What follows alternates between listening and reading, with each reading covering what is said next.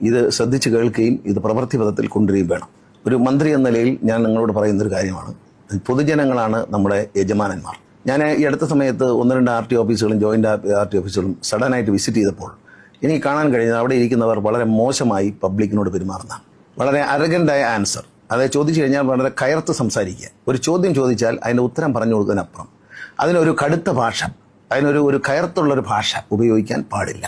കാരണം ഒരിക്കൽ കൂടി ഓർമ്മിപ്പിക്കുന്നു, പൊതുജനങ്ങളാണ് നമ്മളുടെ യജമാനന്മാർ. അവർ നൽകുന്ന നികുതിയിൽ നിന്നാണ് നമ്മൾ ശമ്പളം വാങ്ങുന്നത്. അതുകൊണ്ട് ദയവ് ചെയ്ത് നിങ്ങൾ മര്യാദയ്ക്ക് വളരെ മാന്യതയോടെ പെരുമാറുക. കഴിഞ്ഞ ദിവസം തിരുവനന്തപുരത്ത് ഞാൻ ചെല്ലുമ്പോൾ കണ്ടത് കുടുംബശ്രീ നടത്തുന്ന ഒരു സേവാ കേന്ദ്രമാണ്. അവിടെ ഇരിക്കുന്ന ഒരു സഹോദരി അവിടെ നിന്ന് ചെറുപ്പക്കാരനായ ഒരു കുട്ടിയോട് വളരെ മോശമായി പെരുമാറുന്നത് തൊട്ടുപുറയിൽ നിന്ന് ഞാൻ കണ്ടു. അപ്പം തന്നെ ഞാനത് ചോദ്യം ചെയ്തു.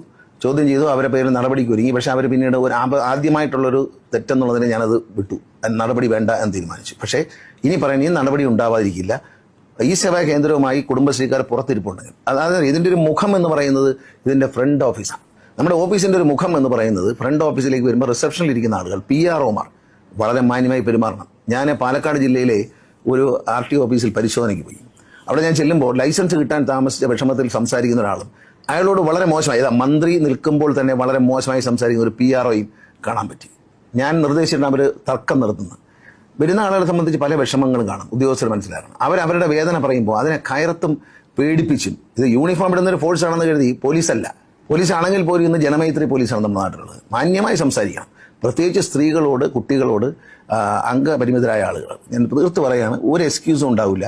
മാന്യമായി പെരുമാറിയേ പറ്റൂ, ഒരു സംശയം അക്കാര്യത്തിൽ വേണ്ട. ഞാൻ കാണുന്ന പല സ്ഥലത്തും മാന്യതയില്ലാതെ പെരുമാറും. ആളുകളെ അകാരണമായി നടത്താൻ പാടില്ല. അകാരണമായി നാളെ വരൂ, മറ്റന്നാൾ വരൂ എന്ന് പറഞ്ഞു വിട്ടാൽ, പരാതി ലഭിച്ചാൽ അക്കാര്യത്തിൽ വളരെ കർശനമായ നടപടിയായിരിക്കും. മാത്രമല്ല, ട്രാൻസ്പോർട്ട് കമ്മീഷണർ ഉത്തരവ് ഉദ്യോഗസ്ഥർക്ക് നിലവിലുണ്ട്. ഒരു ഫയലും തീർപ്പാക്കാതെ 5 ദിവസത്തിൽ കൂടുതൽ കയ്യിൽ വെച്ചിരുന്നാൽ അവരെ അവിടെ നിന്ന് സ്ഥലം മാറ്റും. ഇത് ഗവൺമെന്റിന്റെ ഒരു തീരുമാനമാണ്. ഒരു ഉദ്യോഗസ്ഥനെ സംബന്ധിച്ച് ഒരു ഫയൽ തീർപ്പാക്കാൻ 1 മണിക്കൂർ പോലും വേണ്ട. തീരുമാനം യെസ് ഓർ നോ എന്ന തീരുമാനം എടുക്കാൻ നിങ്ങൾ തീരുമാനം എടുത്തിരിക്കണം. യെസ് ഓർ നോ എന്നുള്ള തീരുമാനം എടുത്തിരിക്കണം. കാരണം വിദ്യാഭ്യാസമുള്ളവരാണ്, കഴിവുള്ളവരാണ്, പരിചയസമ്പത്തുള്ളവരാണ് ഉദ്യോഗസ്ഥർ. ഒരു ഉദ്യോഗസ്ഥനോ ഉദ്യോഗസ്ഥയോ ഒരു ഫയൽ തന്റെ മേശയ്ക്കകത്തോ തന്റെ കമ്പ്യൂട്ടറിലോ 5 ദിവസത്തിലധികം പിടിച്ചു വെച്ചാൽ അവരെ പിടിക്കപ്പെടും. പിന്നെ ഇനി വിജിലൻസിന്റെ പരിശോധന അത്തരത്തിലായിരിക്കും. ഇനി വരുന്ന സ്ക്വാഡിന്റെ പരിശോധന അത്തരത്തിലായിരിക്കും. കമ്പ്യൂട്ടർ തുറന്ന് നിങ്ങളുടെ ഫയൽ എത്ര ദിവസം, 5 ദിവസം കൂടുതൽ ഫയൽ ഉണ്ടെങ്കിൽ, നിങ്ങൾ പിടിച്ചു വെച്ചിട്ടുണ്ടെങ്കിൽ നിങ്ങളുടെ കയ്യിൽ അറിയാതെങ്കിലും ഇരിക്കാൻ പാടില്ല. പോയിരിക്കണം. പോയില്ലെങ്കിൽ കർശനമായ നടപടി ഉണ്ടാവും. 2 കാര്യങ്ങളാണ് ജനങ്ങളോട് വളരെ മാന്യമായിട്ട്, വളരെ മാന്യമായി ഞാൻ വീണ്ടും ആവർത്തിച്ച് പറയുകയാണ്. പൊതുജനങ്ങൾ നമ്മുടെ യജമാനന്മാരാണ്. അവർ നൽകുന്ന നികുതിയിൽ നിന്നാണ് നമ്മൾ ശമ്പളം വാങ്ങുന്നത്. ആ ഓർമ്മ നമുക്ക് വേണം. അവരോട് വളരെ മാന്യം. ഞാൻ 2-3 സ്ഥലത്ത് ചെന്നപ്പോൾ മാന്യതയില്ലാത്ത പെരുമാറ്റമാണ്. പാലക്കാട് ജില്ലയിൽ കണ്ട ഒരു PROയുടെ പെരുമാറ്റം എനിക്ക് തീരെ ഇഷ്ടപ്പെട്ടില്ല. PRO എന്ന് പറഞ്ഞാൽ പബ്ലിക് റിലേഷൻ. പബ്ലിക് കയറിയും അവരെ ചീത്ത പറയുന്ന ആളല്ല PRO എന്ന് പറയുന്നത്. കൗണ്ടറിലിരിക്കുന്നവർ പ്രത്യേകം ശ്രദ്ധിക്കുക. മാന്യമായ മറുപടി, നിങ്ങൾ കാര്യമൊന്നും ചെയ്തു കൊടുത്തില്ലെങ്കിലും മാന്യമായ മറുപടിയും മാന്യമായ ഉത്തരവും കൊടുക്കണം. അവർ ചോദിക്കുന്ന ചോദ്യങ്ങൾക്ക് അവർക്ക് അറിഞ്ഞുകൂടാത്തതുകൊണ്ട് അവർ ചോദിക്കുന്നത്. അവർക്ക് അറിയാമെങ്കിൽ നിങ്ങളോട് ചോദിക്കില്ലല്ലോ. അപ്പോൾ അവർക്ക് അറിഞ്ഞുകൂടാത്തൊരു കാര്യം ചോദിക്കുമ്പോൾ നിങ്ങൾ മാന്യമായി അതിൻ്റെ ഉത്തരം പറഞ്ഞു കൊടുക്കണം. ചോദിക്കുന്നവർ ചിലപ്പോൾ എന്തെങ്കിലും അബദ്ധം ചോദിച്ചെന്നിരിക്കും. അബദ്ധമാണെങ്കിൽ അത് അബദ്ധമാണെന്ന് അവരെ ബോധ്യപ്പെടുത്തുക. അല്ലാതെ കയർത്ത് സംസാരിക്കാൻ പാടില്ല. കർശനമായി ഗവൺമെന്റ് നിർദ്ദേശിക്കുകയാണ്. ഈ കാര്യം ഗവൺമെന്റിന്റെ ഒരു മുഖമുദ്രയാണ്. ഈ കാര്യത്തിൽ മാന്യമായി പെരുമാറിയേ പറ്റുള്ളൂ.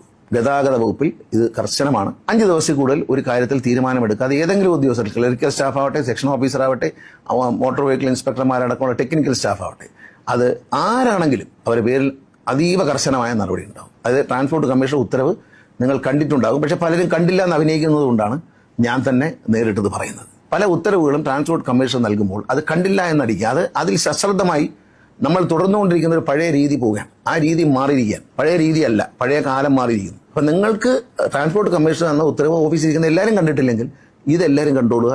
ഇതിൽ വീഴ്ച വരുത്തിയാൽ പിന്നെ അയ്യോ ഇപ്രാവശ്യത്തേക്ക് അബദ്ധം പറ്റിയെന്ന് പറഞ്ഞ് വരാൻ പാടില്ല. അതുകൊണ്ടാണ് നേരിട്ട് തന്നെ ഞാൻ പറയുന്നത്, ഇക്കാര്യത്തിൽ അതീവ കർശനമായ നടപടി ഉണ്ടാകും. ഏതൊരു വ്യക്തിയുടെയും കാര്യങ്ങൾ, ഫയല് എന്താവശ്യത്തിന് പുറത്താലും 5 ദിവസം കൂടുതൽ പിടിച്ചു വയ്ക്കാൻ പാടില്ല.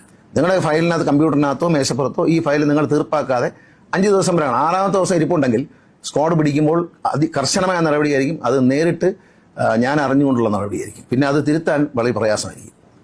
ഉദ്യോഗസ്ഥന്മാർ ചെയ്താൽ മന്ത്രിയോട് ചോദിക്കും. മന്ത്രി തന്നെ അറിഞ്ഞുകൊണ്ട് കഴിയുമ്പോൾ പിന്നെ അതിന് മേളിലോട്ടില്ല. ദയവ് ചെയ്ത് മാന്യമായി പെരുമാറുക, ഫയലുകൾ വെച്ച് താമസിപ്പിക്കാതിരിക്കുക. ഇത് മോട്ടോർ വെഹിക്കിൾ ഉദ്യോഗസ്ഥരോടുള്ള ഒരു സ്നേഹത്തോടുള്ള ഒരു അഭ്യർത്ഥനയാണ്. ഇതിൽ തെറ്റായി പ്രവർത്തിച്ചാൽ, ഇതിനെതിരായി പ്രവർത്തിച്ചാൽ സ്നേഹം ഉണ്ടാവില്ല എന്ന് മാത്രമേ പറയുന്നുള്ളൂ. നടപടി മാത്രമേ ഉണ്ടാവുള്ളൂ. അതുകൊണ്ട് ഈ പറഞ്ഞ കാര്യങ്ങൾ ശ്രദ്ധയിൽപ്പെട്ടു എന്ന് വിശ്വസിക്കുന്നു. ഇത് കേൾക്കുന്ന ജനങ്ങളും മനസ്സിലാക്കണം, നിങ്ങൾ ഈ യജമാനന്മാരാണ്, പൊതുജനങ്ങൾ യജമാനന്മാരാണ് സർക്കാർ ഓഫീസിലെ. ഞങ്ങളുടെ സർക്കാർ ഉദ്യോഗസ്ഥരുടെയും മന്ത്രിയുടെ അടക്കം യജമാനന്മാരാണ്. ആ മാന്യത നിങ്ങളും പുലർത്തണം. വളരെ സ്നേഹത്തോടെ മര്യാദയായ ഭാഷയിൽ നിങ്ങൾ ചോദിക്കൂ. അവർ മര്യാദയില്ലാത്ത ഭാഷയിൽ നിങ്ങളോട് സംസാരിച്ചാൽ നിങ്ങൾ എൻ്റെ ഓഫീസിലേക്ക് അറിയിക്കുക. എവിടെയാണ്, എന്താണ്, ഏത് ഓഫീസാണ് എന്നെല്ലാം നോക്കി പറയുക, നടപടി ഉണ്ടാകും.